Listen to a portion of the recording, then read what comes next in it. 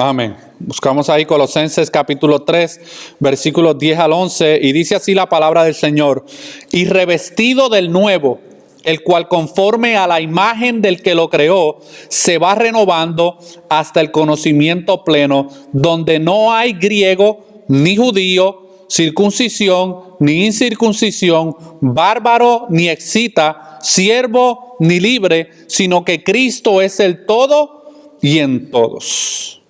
Oremos. Padre, te adoramos, te bendecimos. Venimos delante de tu presencia en estos momentos, Señor, reconociendo que lo que vamos a hacer en estos momentos, Señor, necesita ser guiado por la unción de tu Espíritu Santo, Señor. Tenemos grande necesidad de ti, Señor. Queremos oír tu voz a través de tu palabra escrita.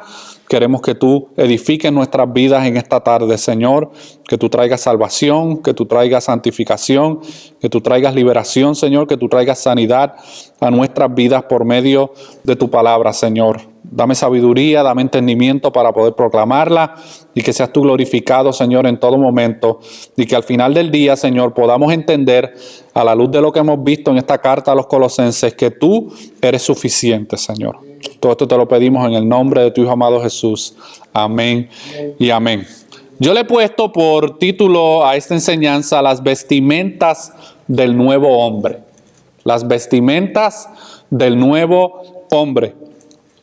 Usted sabe que muchas veces la manera en que una persona se viste determina en muchas ocasiones la profesión que esa persona tiene.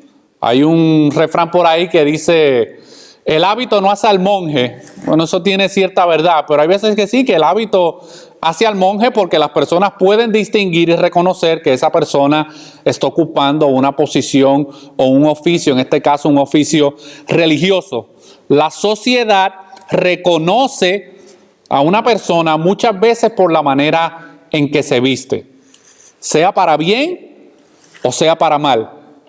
Las personas que trabajan en una profesión específica se distinguen de los demás por el uniforme o por la vestimenta que traen puesta. Por ejemplo, un jugador de béisbol, un doctor, el cartero, un conductor de autobuses, un bombero o un policía. Cada cual de estas personas se viste de acuerdo a la profesión que tienen, de acuerdo al oficio y a la función que tienen. Y nosotros en los versículos 5 al 9, que ya habíamos visto de este capítulo 3 de Colosenses hace unas semanas atrás, nosotros vimos en esa parte del capítulo 3 y hablamos de las vestimentas del pecado que formaban parte de nuestra vida antes de Cristo. Hablamos de que esas vestimentas representaban a nuestro viejo hombre, a nuestra vieja criatura antes de estar en Cristo. Y Pablo, en esos versículos 5 al 9, nos dio unos imperativos acerca de despojarnos y hacer morir ese tipo de comportamiento pecaminoso que afecta de una manera pública nuestra fe en Cristo, hermano. Nosotros hablamos acerca de despojarnos de la fornicación, despojarnos de los malos deseos, despojarnos de los pensamientos impuros, despojarnos del enojo, de la ira, de la blasfemia, de la mentira, un sinnúmero de cosas que representaban nuestra vida vieja antes de estar en Cristo. Y Pablo no daba unas sugerencias, él estaba diciendo de una manera categórica: despójense de estas cosas y hagan morir estas cosas, porque esa vestimenta representa lo que ustedes eran antes de estar en Cristo. Y esas vestimentas que nosotros vimos, esas vestimentas pecaminosas, estaban divididas en dos categorías: los pecados morales y los pecados sociales. Y Pablo les recuerda a estos creyentes en Colosas que esos pecados que formaban parte de su vida pasada, bajo ninguna circunstancia o presión de los falsos maestros que se habían infiltrado en la iglesia en Colosa, ellos debían aceptar la falsa enseñanza de que no importa cómo nosotros vivamos, lo que importa es nuestra profesión en Cristo. Que era una de las falsas enseñanzas que estos falsos maestros en Colosa estaban promoviendo. Lo importante es la fe en Cristo, pero como la carne es pecaminosa, tú puedes vivir de la manera en que tú quieras, porque eso no afecta tu profesión. En este caso, tu profesión en Cristo. Y Pablo le recalca a esta iglesia que si nosotros no nos despojamos y no hacemos morir esas vestimentas pecaminosas que teníamos en nuestras vidas, eso va a tener consecuencias negativas, no solamente para cada individuo que afirma ser creyente, sino también para toda la iglesia, hermano. Una de las cosas más difíciles que una iglesia tiene que vivir, hermano, es el pecado entre los hermanos. El pecado entre los hermanos no solamente afecta a ese individuo y no solamente afecta a su familia cercana, también afecta a toda la comunidad de la iglesia, hermano. Y Pablo se da cuenta de que esta enseñanza estaba trayendo consecuencias negativas a la iglesia en Colosense. Y Pablo, hermano, es categórico. Y él dice: de ninguna manera. Los creyentes en Cristo ahora son una nueva criatura y su comportamiento externo, escuche bien, es el fruto o la evidencia visible de esa nueva vida en Cristo que han recibido.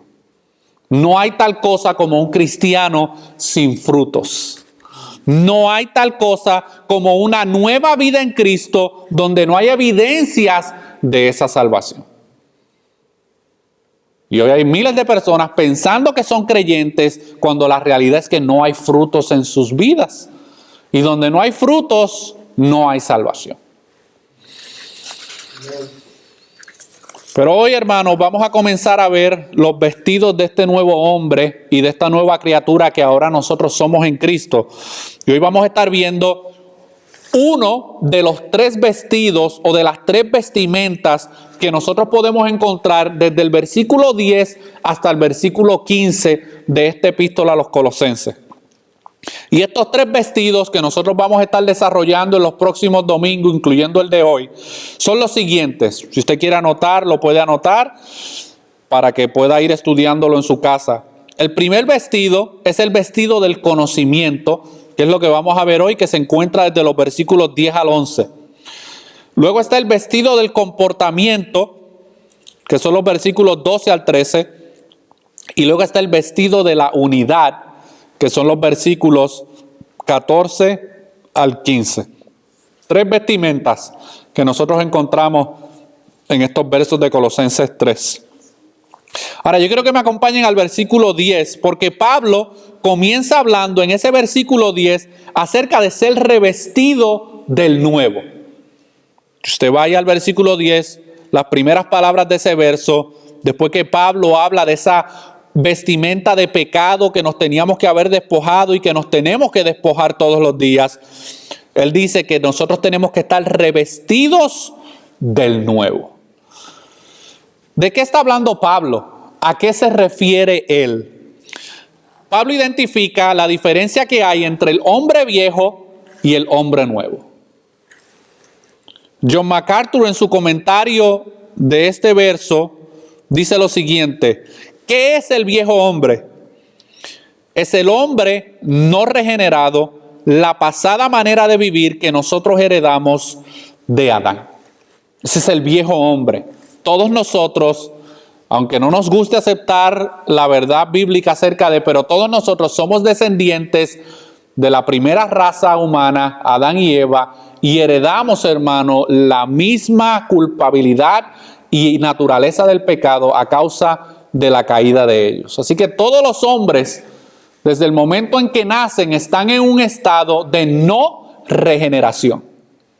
Están afectados por el pecado, por la consecuencia del pecado y por la naturaleza del pecado.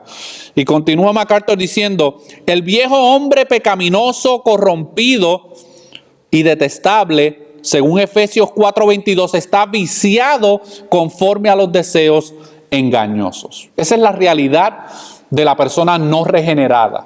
La persona no regenerada es aquella persona que no ha creído en Cristo como el Salvador de sus vidas. Es aquella persona que no ha entregado toda su vida para que Cristo los redima. Esa es la persona no regenerada. En otros términos, se conoce como la persona no nacida de nuevo. Una persona que está muerta espiritualmente y por ende se comporta de acuerdo a la naturaleza que tiene, que es una naturaleza pecaminosa que lo domina y lo controla. Pero él continúa diciendo la diferencia entre el viejo hombre y el nuevo hombre. Y el nuevo hombre, por su parte, es el hombre regenerado.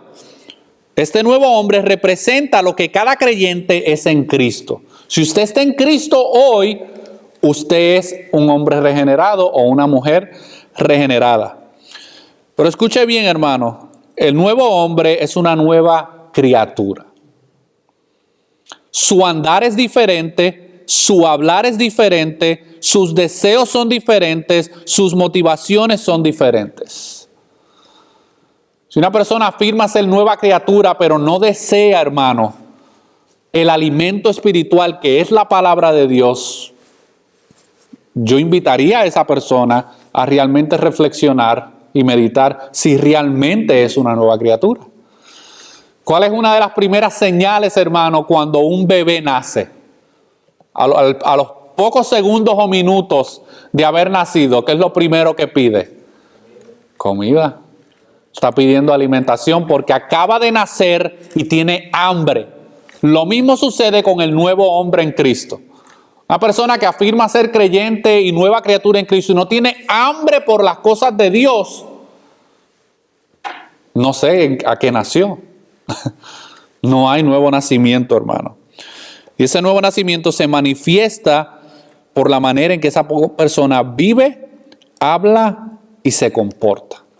Ahora, no estoy predicando aquí salvación por obras. Aquellos que han estado aquí de un tiempo saben que yo soy bien enfático, que la salvación es solamente por medio de la fe. Pero Santiago dice, hermano, que la fe sin obras es muerta. Nuestras obras ponen en manifiesto públicamente la fe que nosotros profesamos creer. Martín Lutero decía en una ocasión, Dios no necesita tus obras, pero tu vecino sí. Es la verdad, hermano. El prójimo, nuestro vecino, no puede ver la fe que hay en nuestro interior, él solamente puede ver nuestro comportamiento externo. Y muchas veces nuestro comportamiento externo contradice lo que profesamos con nuestra boca. Y las escrituras, hermanos, clasifican a los hombres en dos estados. O usted está en Adán o usted está en Cristo. No hay punto medio. O usted está en Adán o usted está en Cristo. Thomas Goodwin, el puritano famoso del siglo XVII, dijo lo siguiente: solo existen dos tipos de hombres ante los ojos de Dios, que son Adán y Jesucristo, y de los lomos de estos se desprenden todos los demás. O sea que en el mundo en el cual nosotros vivimos existen dos tipos de personas: la que está en Adán y la que está en Cristo. La que está en Adán representa a la persona no regenerada, la persona que todavía vive para su pecado y todavía está muerto espiritualmente. Y luego están los que están en Cristo, que son aquellos que han nacido de nuevo, que han sido regenerados y que pertenecen a ese grupo de personas que se pueden considerar como nuevas criaturas. Y el nuevo hombre, hermano, en Cristo tiene un amor grande por la luz de la verdad de Dios, busca la sabiduría de Dios, ama la ley de Dios, pero también odia el pecado y procura la justicia. Por eso es que la persona que es creyente, nacida de nuevo, cuando peca, porque todavía seguimos en este caparazón de carne, hermano, tiene dolor por su pecado. Donde no hay dolor de pecado, hermano, no hay vida. Un muerto no puede sentir, un muerto no puede escuchar, un muerto no puede discernir, hermano. Pero la persona que es una nueva criatura en Cristo odia el pecado y procura la justicia de Dios. Y yo tengo que hacer la exhortación a todos para que nos evaluemos a ver si realmente nos encontramos en qué categoría. Si todavía nos encontramos en Adán o nos encontramos en Cristo, hermano. Ahora, esta nueva vida que nosotros tenemos en Cristo, siempre va a existir una tensión entre el viejo hombre y el nuevo hombre. Entre la vida vieja y la vida nueva. Y esto se debe a que nuestra nueva vida en Cristo o nuestro nuevo hombre en Cristo ahora nosotros, aunque hemos sido librados de la paga y de la culpa de nuestros pecados, la presencia del pecado todavía está muy presente en nuestra carne. Y esta realidad, hermanos, siempre está en contra de los deseos del Espíritu y siempre tenemos que batallar contra ella. Quiero que me acompañen a Romanos capítulo 7, del 14 al 25, porque ahí vamos a ver esta lucha que existe entre el viejo hombre y el nuevo hombre. Y mientras estemos leyendo, yo quiero que usted examine su vida para ver si lo que Pablo está diciendo aquí es verdad, porque esto era una lucha que él experimentaba, aún siendo apóstol del Señor, él experimentaba esta lucha en su vida. Y yo sé que mientras usted va a estar leyendo, usted se va a sentir, va a poder, ¿cuál es la palabra? Va a poder identificarse con lo que Pablo está diciendo aquí. Vamos a leer desde el versículo 14.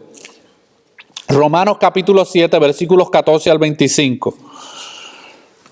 Aquí Pablo está hablando de la ley de la muerte, la ley del pecado y la ley del espíritu. Y dice, porque sabemos que la ley es espiritual, mas yo soy carnal, vendido al pecado. Porque lo que hago no lo entiendo, pues no hago lo que quiero, sino lo que aborrezco, eso hago. ¿Cuántas veces usted ha estado en la situación, como creyente en Cristo, que usted sabe lo que quiere hacer, pero no lo puede hacer y se siente miserable por no poder hacerlo? ¿O yo soy el único? En nuestra lucha con el pecado, todos de una manera u otra pasamos por lo mismo. Miren lo que dice en el versículo 16. Y si lo que no quiero, esto hago, apruebo que la ley es buena.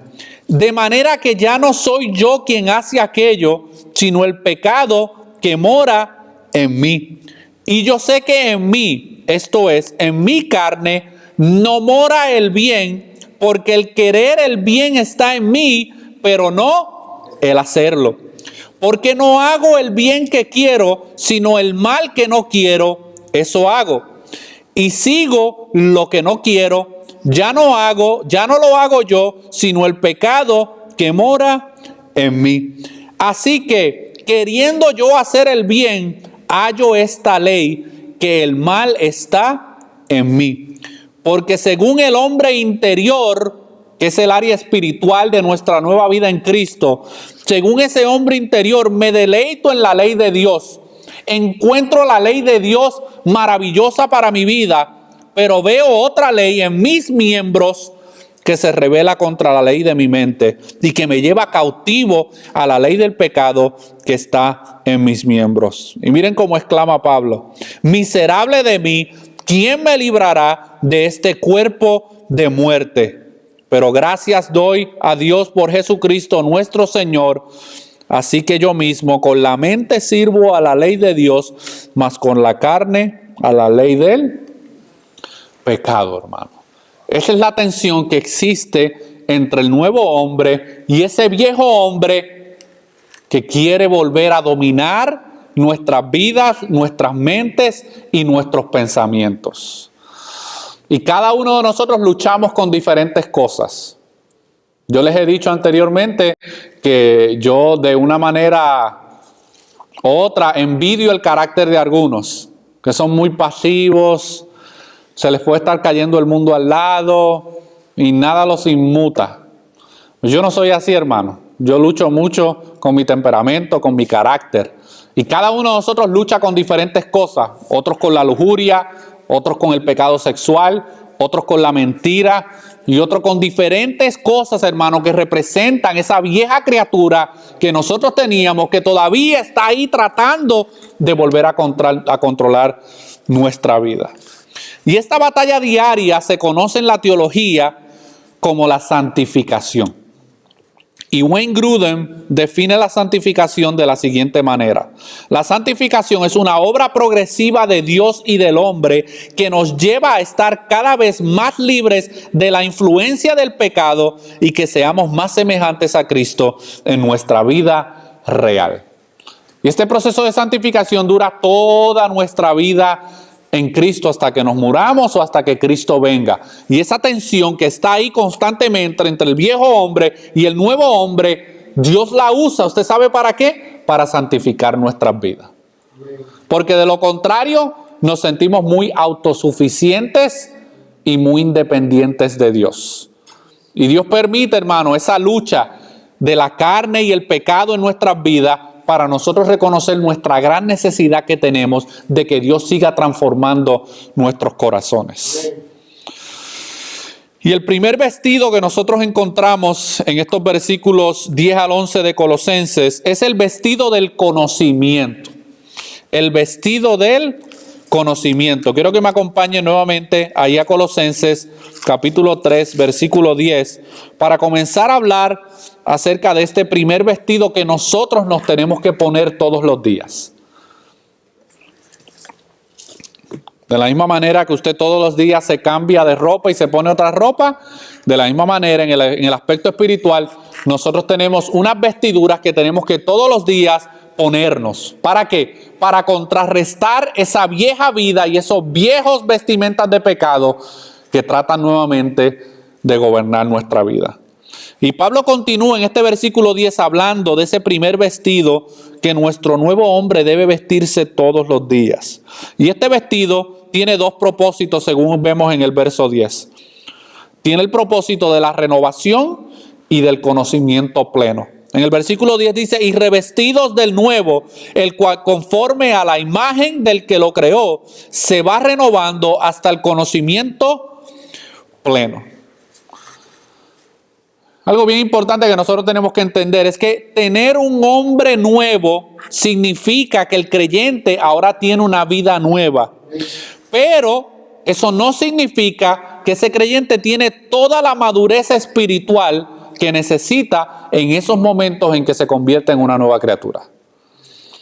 Y el hombre nuevo, aunque está completo en Cristo, tiene la capacidad de crecer de la misma manera que un bebé al nacer, aunque está completo, puede crecer, y es lo que, ¿verdad?, se espera que ese niño haga normalmente, que crezca según va pasando el tiempo y se vaya desarrollando.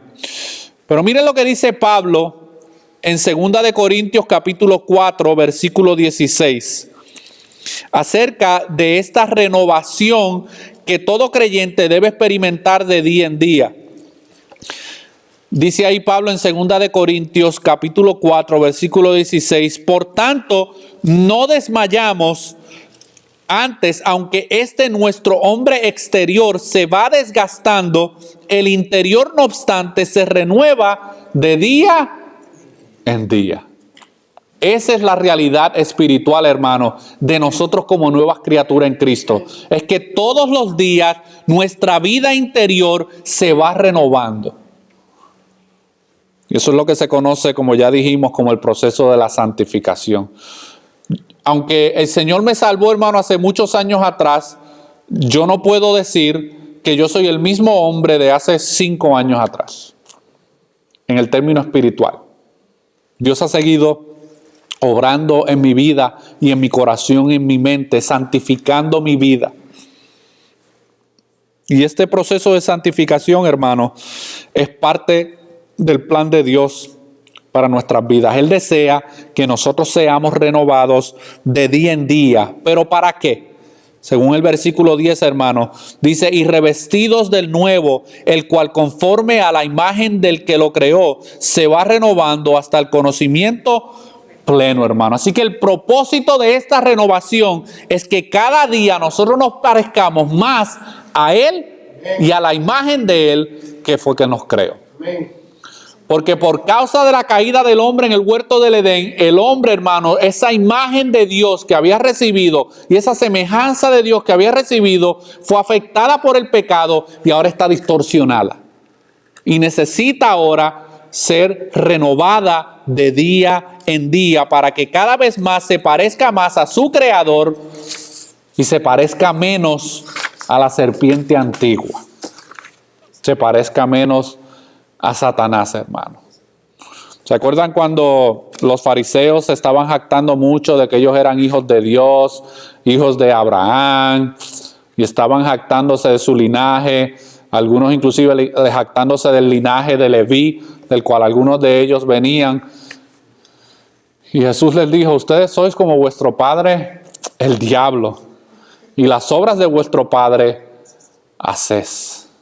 El comportamiento de ellos reflejaba totalmente lo contrario a lo que ellos profesaban con su boca, hermano. Obviamente los fariseos y muchos de los líderes religiosos en Israel no eran nuevas criaturas.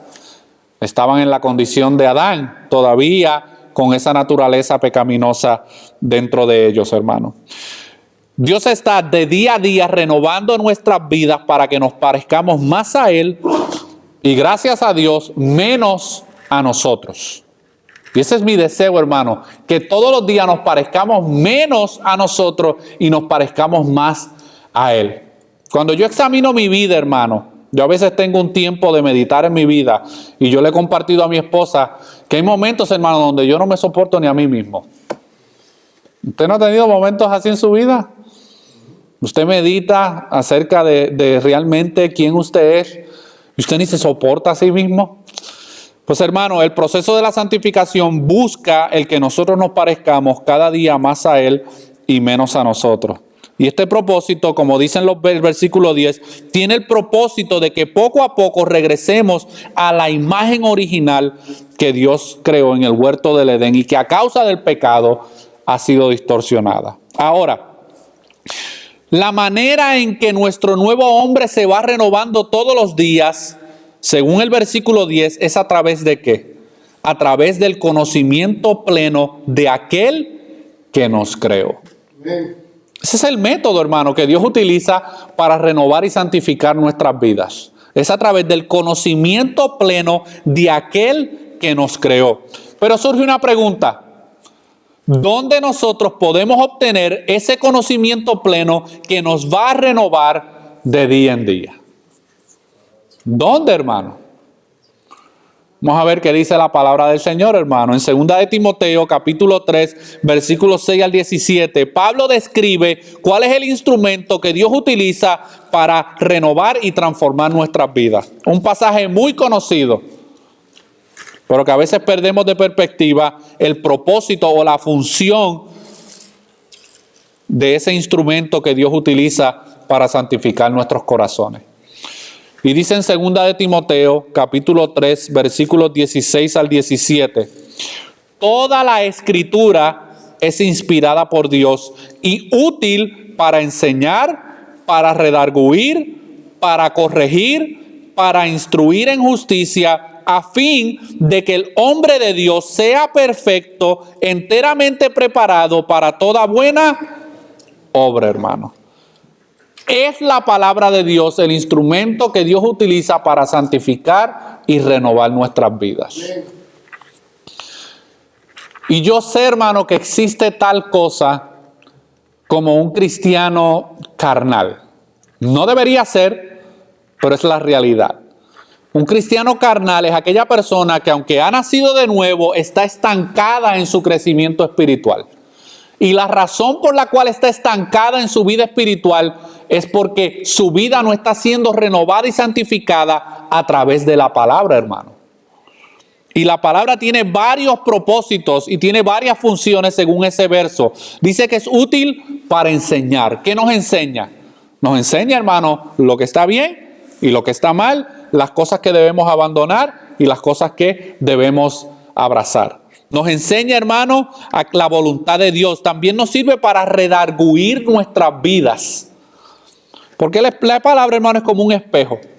Usted se ve en el espejo de la palabra de Dios y usted puede ver y distinguir rápidamente cuáles son las áreas en nuestras vidas que necesitan ser santificadas y renovadas.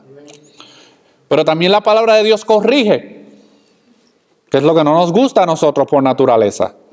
Nos gusta que la palabra nos hable siempre de que Dios nos va a tener en sus alas y que estamos cubiertos bajo la sombra del Omnipotente. Todas esas verdades bíblicas. Pero lo que no nos gusta es que la palabra de Dios nos corrija. Y mucho menos que alguien predicando o enseñando nos corrija a través de su palabra. Es imposible, hermanos, crecer en la vida cristiana sin el conocimiento pleno de Dios. Y Pablo está consciente de eso aquí en este verso 10. Y él entiende que la manera en que el hombre es renovado y se puede poner ese vestido nuevo es a través del conocimiento de aquel que lo creó, que se va renovando hasta el conocimiento pleno. Pablo en Romanos capítulo 12, versículo 1 dice lo siguiente: así que, hermanos, os ruego por las misericordias de Dios que presentéis vuestros cuerpos en sacrificio vivo, santo, agradable a Dios, que es vuestro culto racional. Pero continúa diciendo en el versículo 2, no os conforméis a este siglo, sino transformaos por medio de la renovación de vuestro entendimiento, para que comprobéis cuál sea la buena voluntad de Dios, agradable y perfecta, hermano. Así que, ¿cómo es que Dios opera ese cambio y esa transformación y esa santificación en nuestras vidas? Es a través del conocimiento de su palabra. Mientras más yo conozco la palabra de Dios, más, hermanos, Dios utiliza su palabra para renovar y para santificar nuestras vidas. Así que si nosotros reconocemos en esta tarde que hay muchas áreas en nuestra vida que necesitan ser renovadas y santificadas, no andes buscando una poción mágica o una oración mágica para que transforme tu vida. Sométete al conocimiento de la palabra de Dios, porque es la palabra de Dios la que va a transformar nuestros corazones. Hay gente que se pregunta, oye, ¿por qué ustedes no hacen llamados al altar? No tengo nada en contra de ellos. Ya se los he dicho varias veces. Pero hay un problema, que las personas piensan que ellos van a ser santificados por completo, o renovados por completo, o transformados por completo, por el mero hecho de pasar al frente y que alguien ore por ellos. Y vuelvo y repito, no estoy en contra de la práctica. Pero yo he entendido, hermano, que no es a través de esos métodos que Dios santifica y que renueva los corazones. Es a través del conocimiento de su palabra.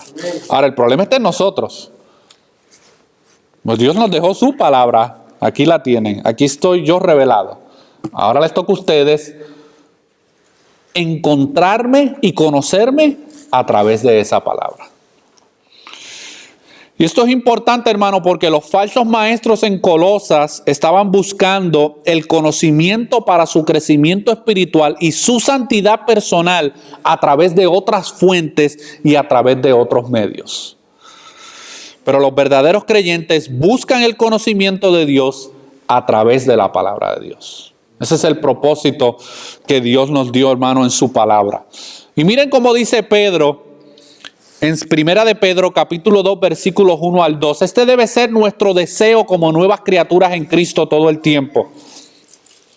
Primera de Pedro, capítulo 2, versículos 1 al 2.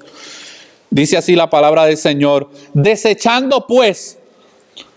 ¿Se acuerdan que en Colosenses, capítulo 3, versículos 5 al 9, Pablo dice, despójense, hagan morir? Bueno, pues ahora Pedro está utilizando unas palabras similares y dice, desechando pues toda malicia, todo engaño, hipocresía, envidias y todas las detracciones, desead como niños recién nacidos la leche espiritual no adulterada, para que por ella crezcáis para salvación. Así que tu crecimiento espiritual y mi crecimiento espiritual va a depender totalmente del conocimiento de la palabra de Dios que yo tenga en mi vida. Ahora, ese conocimiento espiritual no se puede quedar aquí en la cabeza. Tiene que descender, hermano, al corazón, tiene que descender al alma, donde es ahí donde realmente se lleva a cabo la verdadera transformación. Porque un ateo o un incrédulo puede entender ciertas verdades bíblicas, pero esa persona no está siendo santificada. Así que Pedro nos exhorta, hermano, a que nosotros como niños recién nacidos deseemos la leche espiritual no adulterada, para que por ella crezcáis para salvación. Y ese debe ser el propósito principal que nos lleva a nosotros congregarnos los domingos a escuchar la palabra de Dios, hermano. Todo lo demás que nosotros hacemos, como dicen los americanos, thumbs up, muy bueno. Pero ese no es el propósito principal. El propósito principal, hermano, es escuchar el conocimiento de la palabra de Dios, porque ese conocimiento es el que va a transformar nuestras vidas. Yo puedo diseñar, hermano, 20 métodos para tenerlos a ustedes brincando y saltando aquí. Pero yo he entendido, hermano, que ninguna de esas cosas realmente transforma al hombre. Ninguna de esas cosas. Solamente la palabra de Dios puede salvar y solamente la palabra de Dios puede santificar a los creyentes. La vida santa fluye de un conocimiento pleno de la palabra de Dios, hermano. ¿Y cuál es la meta del conocimiento? Según vimos en ese verso 10, la meta del conocimiento es que el creyente se conforme a la imagen de su Creador. El nuevo hombre se vuelve cada vez más como el Señor Jesús que lo creó.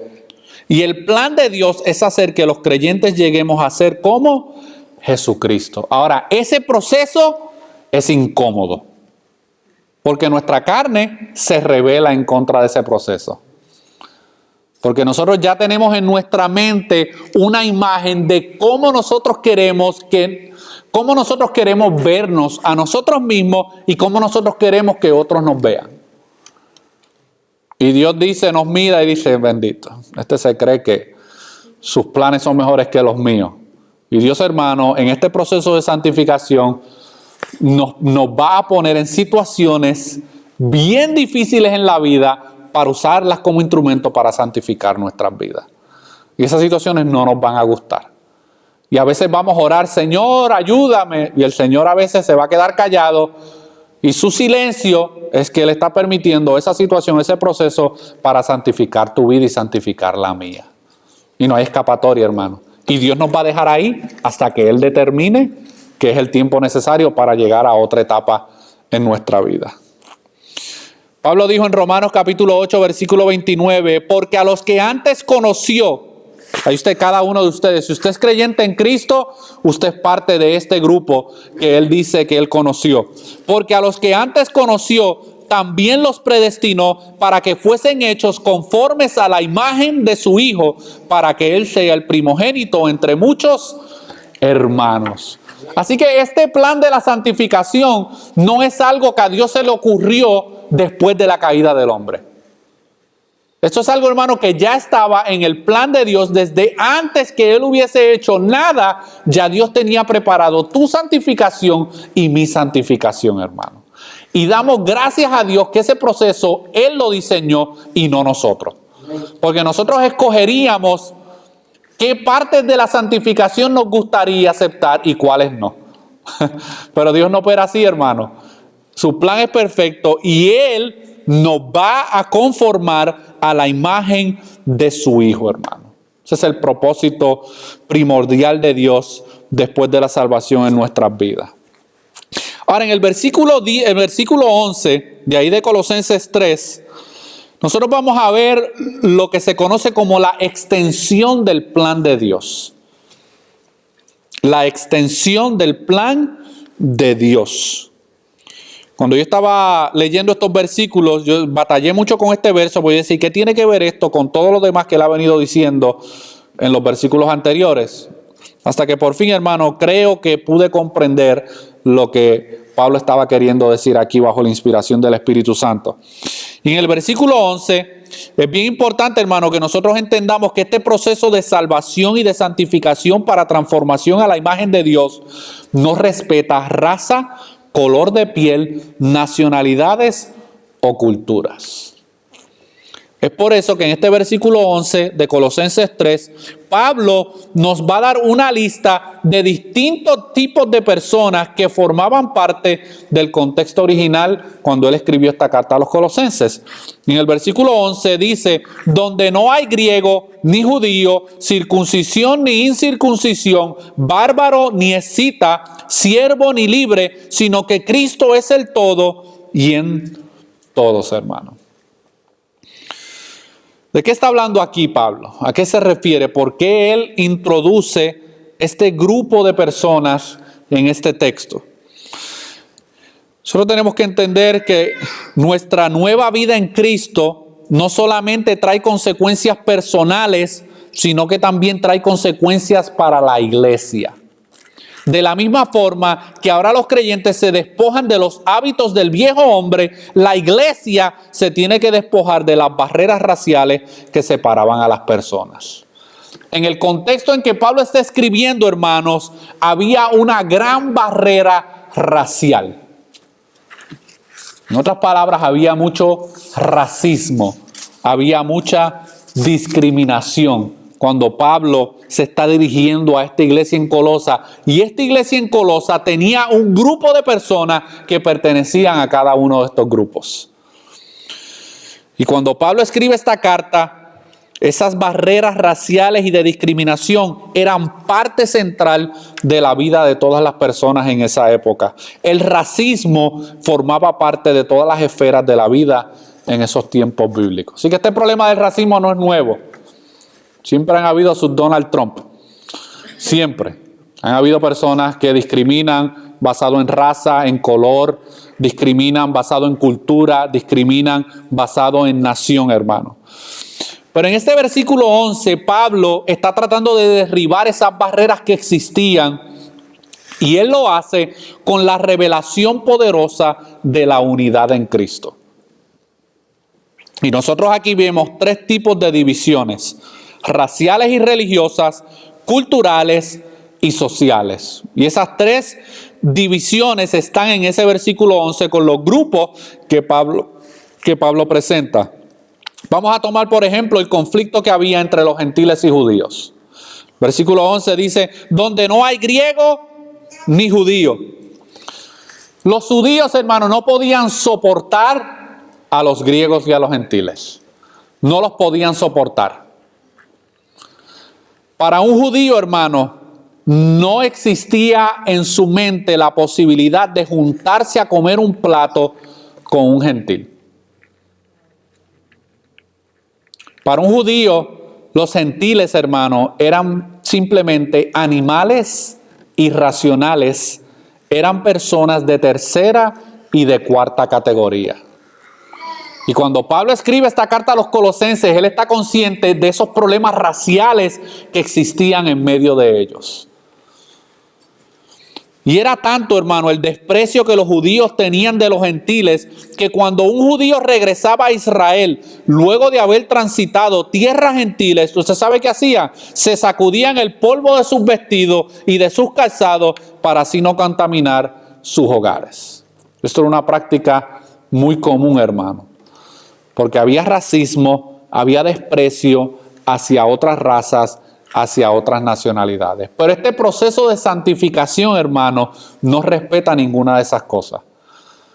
Y para Pablo era bien importante que cada creyente en la iglesia en Colosa entendiera que el proceso de santificación va a afectar no solamente a los individuos, sino también a todos aquellos que pertenecen a la iglesia, porque Dios estaba salvando no solamente a judíos, sino también a gentiles.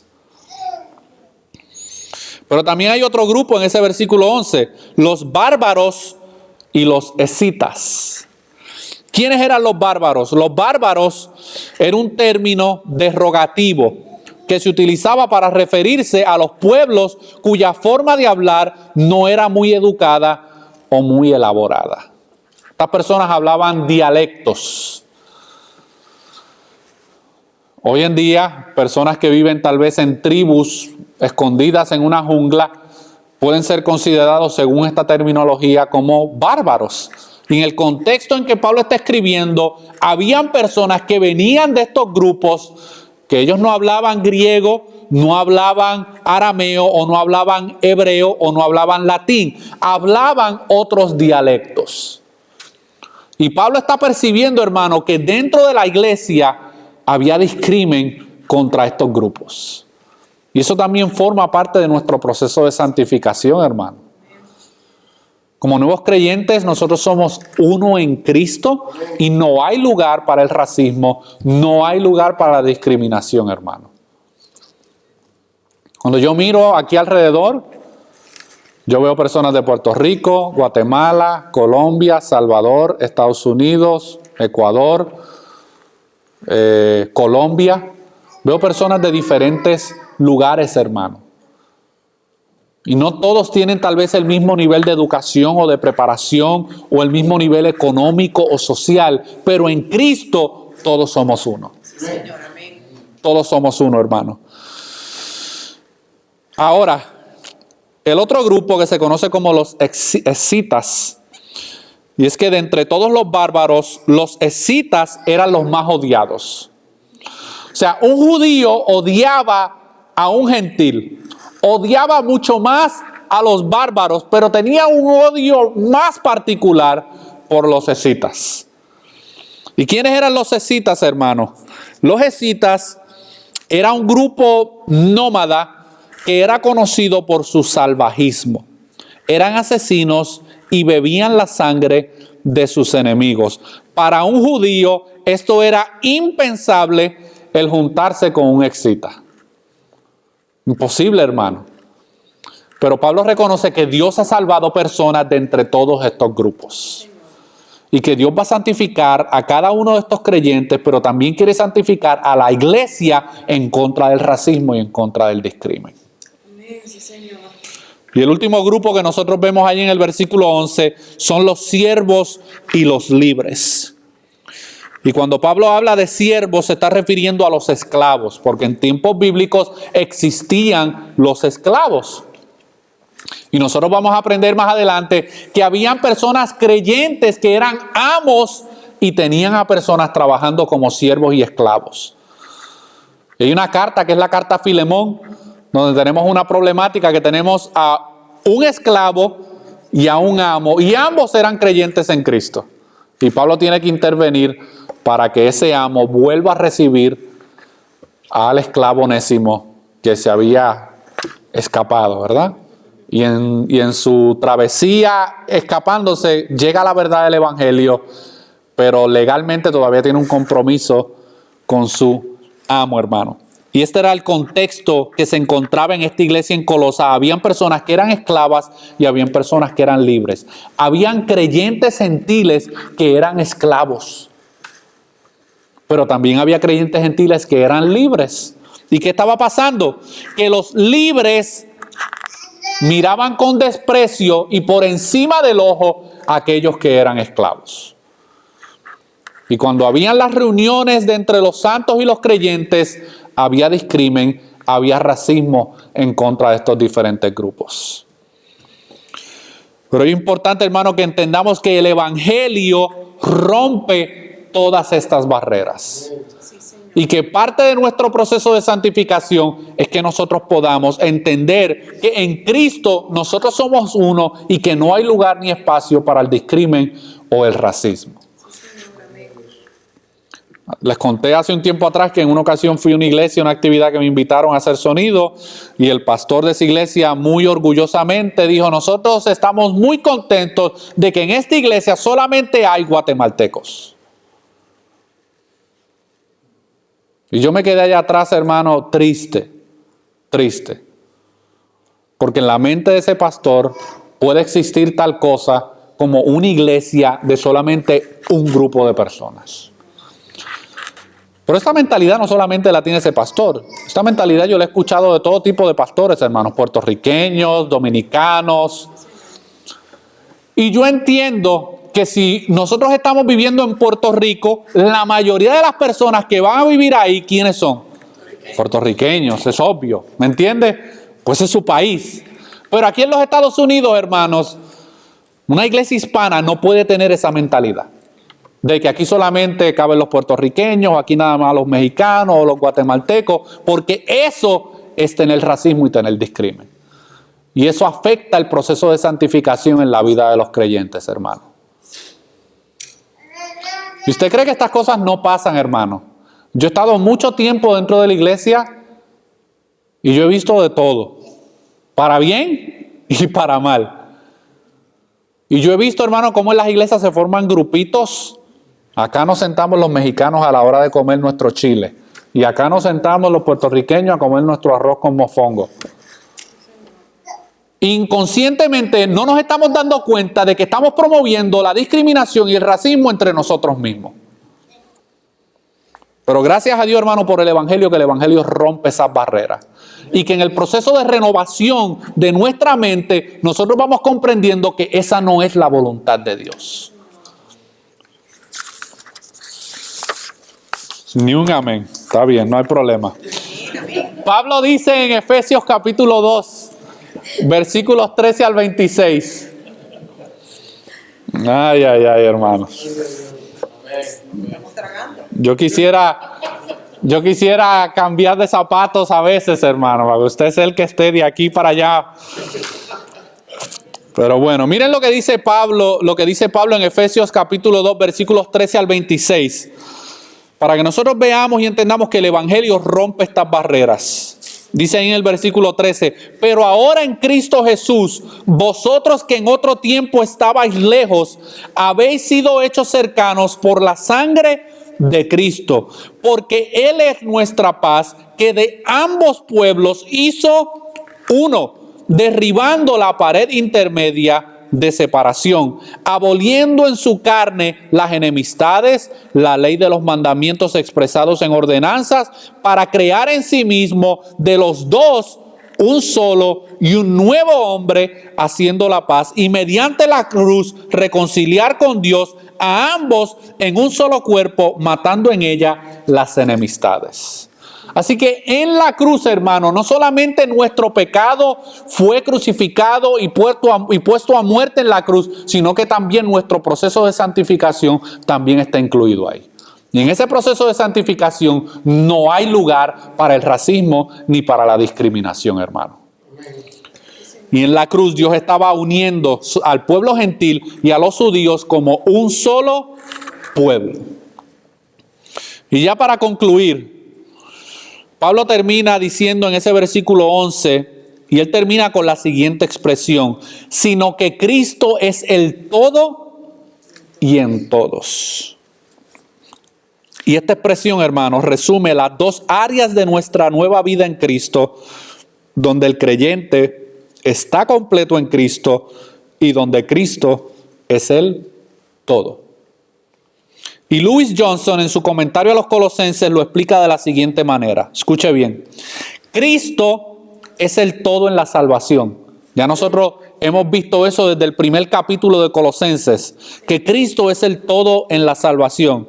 La salvación, hermano, es del Señor. No hay nada que nosotros podamos hacer para provocar la salvación o para ganarnos la salvación o para tener méritos para nuestra salvación. La salvación es de Cristo en su totalidad. Ahora, por consiguiente, por cuanto la salvación es toda de Cristo, no hay lugar para la mediación angélica en la obra de redención de Dios. ¿Se acuerda que habíamos visto en los capítulos anteriores que los falsos maestros en Colosenses estaban promoviendo que los creyentes utilizaran ángeles y otros medios para poder llegar a Dios? Eso era un ataque contra la suficiencia de Cristo. Y Louis Johnson, hermano, dice que Cristo es el todo en la salvación y que el creyente no necesita ningún otro mediador en la obra de la redención de Dios. Pero también Cristo es el todo en nuestra santificación. Por tanto, el legalismo y el ascetismo están fuera de lugar en la vida cristiana. Cristo es nuestra vida. Finalmente, Él es todo lo necesario para la santificación humana. Por lo tanto, no hay necesidad de la filosofía o de las obras del viejo hombre. Cristo llena toda la vida y todo lo demás es insignificante. Esa es la realidad de nuestro Salvador, hermano. Esa es la realidad del Cristo al cual nosotros le servimos. Así que Cristo no solamente es suficiente para nuestra salvación, sino que Cristo es suficiente para nuestra santificación. Oremos.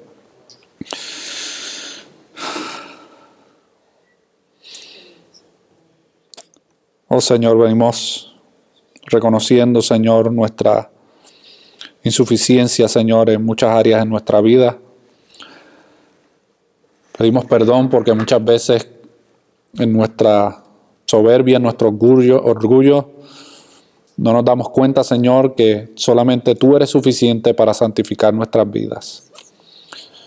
Perdona nuestra falta de búsqueda de ese conocimiento. Perdona nuestra apatía, nuestra indiferencia a lo que tiene que ver con tu verdad.